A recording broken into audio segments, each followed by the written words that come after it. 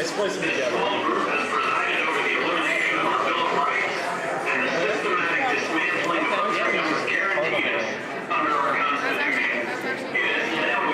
The opportunity to change worldwide drug policy by voting yes for Prop 64. I go around the country telling people, Coloradans get it.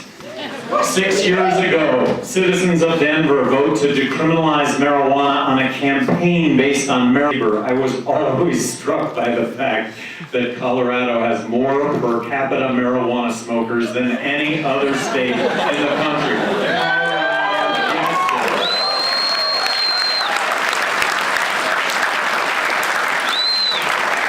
And I heard this, I gave a radio interview before I got on here. How's this going to work when it comes to the other states?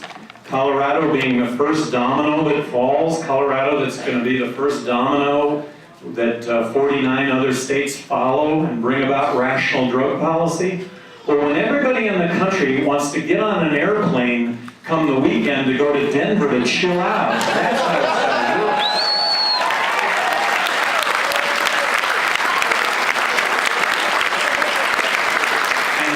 Many of you have heard this argument, this ridiculous argument about people who are going to move to Colorado just so they can smoke pot. Well, yeah, and how about the millions of entrepreneurs, business people, doctors, scientists, lawyers, inventors that will move to Colorado for the same reason?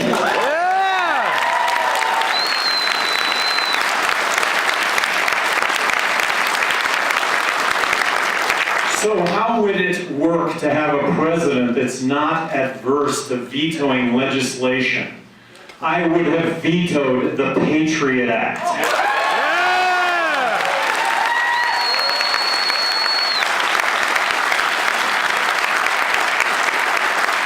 Homeland Security, incredibly redundant. TSA.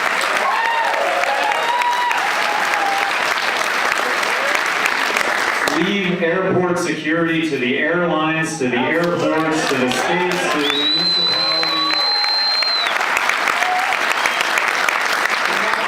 And if I'm elected president of the United States and they don't abolish TSA, I guarantee you in a very short amount of time, TSA will be less intrusive and as safe.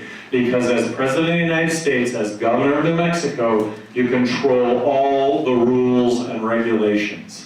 I'm the only candidate running for President of the United States that would have vetoed the National Defense Authorization.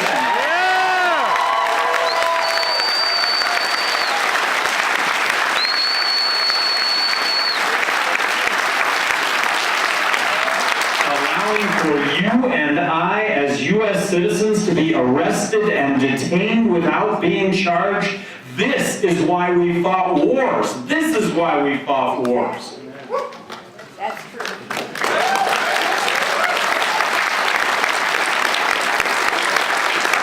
I am the only candidate that doesn't believe, I hate to say this, Santa Claus, Easter Bunny, and the Tooth Fairy. And in that regard, we have to balance the federal budget now.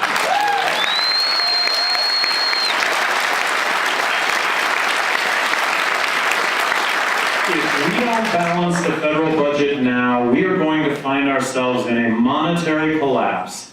And a monetary collapse, very simply, is when the dollars we have in our pocket don't buy a thing because of the accompanying inflation that goes along with borrowing and printing money to the tune of 43 cents out of every dollar we're spending. So when you talk about balancing the federal budget, you've got to start off by talking about Medicaid and Medicare and military spending.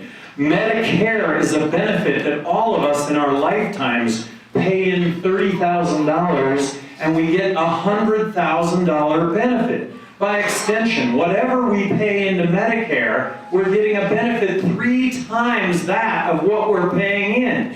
It is absolutely unsustainable, and if anybody believes it's sustainable, then I'm back to Santa Claus, the Easter Bunny, and the Tooth Fairy. We've got to fix this. It's going to be mutual sacrifice on the part of all of us. But we've got to do this. And here we've got Obama and Romney arguing over who's going to spend more money when we have to be looking at slashing spending and a monetary collapse.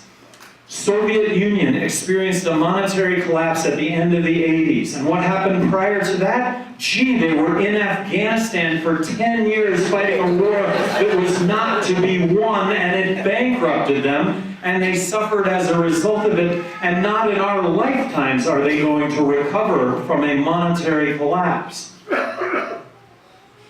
I am the only candidate running for president of the United States that is advocating eliminating income tax, eliminate corporate tax, abolish the IRS,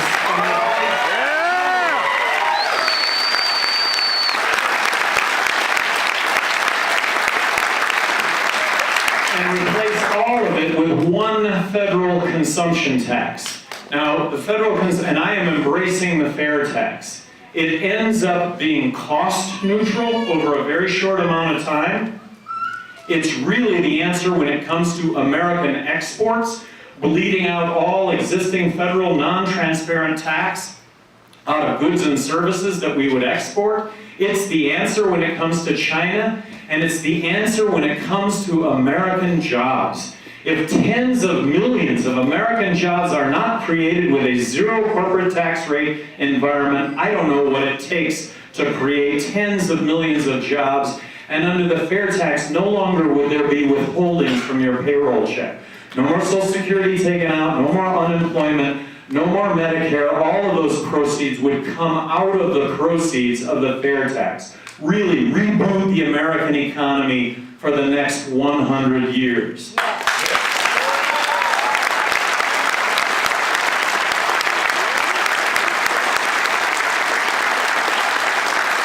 Crony capitalism is alive and well in this country. Both parties have their hands out to sell loopholes. Individuals, groups, and corporations buy those loopholes. Enact the fair tax. Half of Washington lobbyists get pink slips because half of Washington lobbyists are there to garner these loopholes. And then talking about crony capitalism. I'm the only candidate running for president that would sign legislation abolishing the Federal Reserve.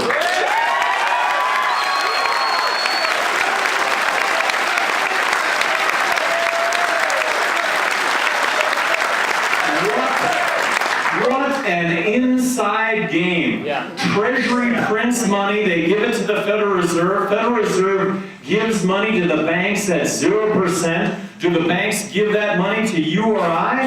No, they buy treasuries in a closed loop, making profits without taking any risk whatsoever, and we are paying for those profits. Yeah.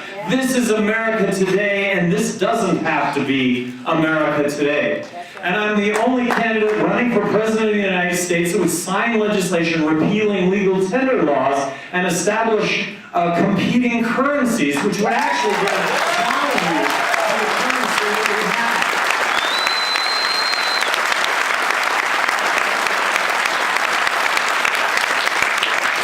I ran 2 campaigns for governor of New Mexico where I did not mention my opponent in print, radio, or television.